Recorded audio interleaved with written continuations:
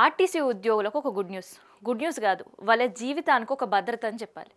యాక్సిడెంట్గా ఇంకేదైనా ప్రమాదవశాత్తు వాళ్ళు మరణించినా వాళ్ళ కుటుంబానికి ₹1,00,00,000 ఆర్థిక సహాయం ప్రస్తుతం ప్రభుత్వం చేస్తుంది కూడా. పరిగి, పికెట్ ఈ 2 డిపోలకు సంబంధించి సుధాకర్, శ్రీనివాస్ అని ఇద్దరు ఆల్ ఆఫ్ సడన్ చనిపోతే వాళ్ళ కుటుంబ సభ్యులు ఆగమైపోయారు. సో అందుకనే వాళ్ళకి ₹1,00,00,000 యాక్సిడెంటల్ పాలసీ కూడా ఇచ్చింది. ఇంతకీ యాక్సిడెంటల్ పాలసీ ఎప్పటి నుంచి అమలు అవుతుంది, దీనికి మేము ఏం చేయాలని మిగతా ఉద్యోగులు ఆలోచిస్తున్నారు కదా. సో వాళ్ళు ఏం చేయాలంటే యూనియన్ బ్యాంక్కి సంబంధించిన super salary saving account open చేయాలి, రూపీ కార్డు తీసుకోవాలి. అయితే ఇది అందరికీ ఒకేలాగా వర్తించదు. సో శాలరీ అకౌంట్ ఎలా ఉంటే వాళ్ళ జీతాలు ఎట్లా ఉంటే వాళ్ళకి సంబంధించిన బీమా పాలసీ కూడా అట్లే ఉంటుంది.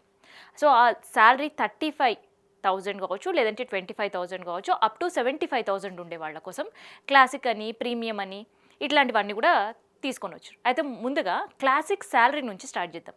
So classic salary account union బ్యాంక్లో మీరు క్లాసిక్ శాలరీ అకౌంట్ తీసుకోవాలి. సో వాళ్ళకి నెల జీతం 25,000 ఉంటే చాలు. సో ఆ 25,000 జీతం ఉంటే వాళ్ళకి ఉచితంగా ఆ అకౌంట్ తీసుకున్నందుకు 2 లక్షల ప్రమాద బీమా ఉంటుంది.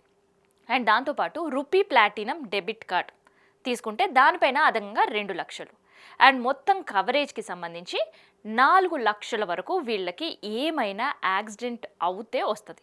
సో ఎగ్జిక్యూటివ్ శాలరీ అకౌంట్ ఉన్న వాళ్ళకి వాళ్ళ జీతం అంటే నెలవారీ జీతం వాళ్ళకి 25,000 నుంచి 75,000 లోపు ఉండాలి.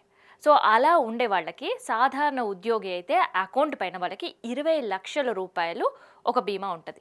తర్వాత ఇంకా మనం ఇందాక చెప్పినట్టే రూపీ డెబిట్ కార్డ్ ద్వారా వాళ్ళకి 15 లక్షల రూపాయలు ఉంటుంది. అండ్ ఎయిర్ యాక్సిడెంట్ ఇన్సూరెన్స్ ₹1,00,00,000 వరకు వస్తుంది. సో ఇందాక నేను చెప్పిన 2 కేసెస్లో పరిగి అండ్ పికెట్, సో వీళ్ళు ఈ సెకండ్ శాలరీలో ఉండడం అండ్ దాంతోపాటు వాళ్ళకి ప్రమాద బీమా ₹1,00,00,000 వచ్చింది. సో దాంతోపాటు ప్రీమియం శాలరీ అకౌంట్ ఉండే వాళ్ళకి, సో ఈ శాలరీ అకౌంట్ ఉండే వాళ్ళకి వాళ్ళ జీతం 75,000 పైగా ఉండాలి. సో అలా ఉంటే వాళ్ళకి ఆ అకౌంట్ ఓపెన్ చేసినందుకు మాత్రమే 40 లక్షల వరకు ప్రమాద బీమా ఉంటుంది. అండ్ డెబిట్ కార్డ్ ఏదైతే రూపీ డెబిట్ కార్డ్ తీసుకుంటారో దానిపైన 15 లక్షల వరకు ఉంటుంది.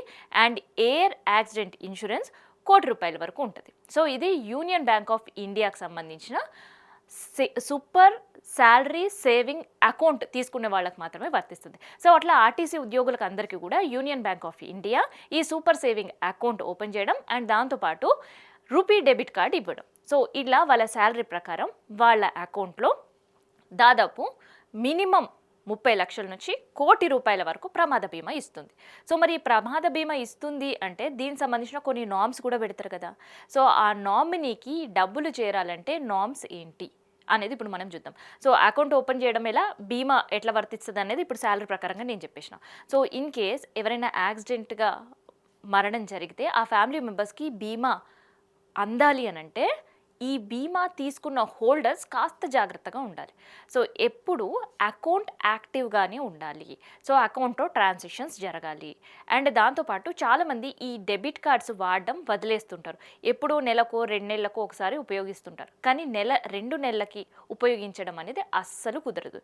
మినిమం 45 డేస్ నుంచి 90 డేస్ ఖచ్చితంగా ఈ కార్డ్ ట్రాన్సాక్షన్ జరుగుతూనే ఉండాలి. అండ్ శాలరీ అకౌంట్ ఖచ్చితంగా యాక్టివ్లోనే ఉండాలి. అండ్ ఈ అకౌంట్ మనం తీసేటప్పుడు ఆ అకౌంట్ సంబంధించిన నామినీ డీటెయిల్స్ ప్రాపర్గా ఇవ్వాలి. అండ్ ఈ 3 పాయింట్స్ కరెక్ట్గా ఉంటే 4వ పాయింట్ క్లెయిమ్ అకౌంట్ హోల్డర్ అకౌంట్లో పడుతుంది.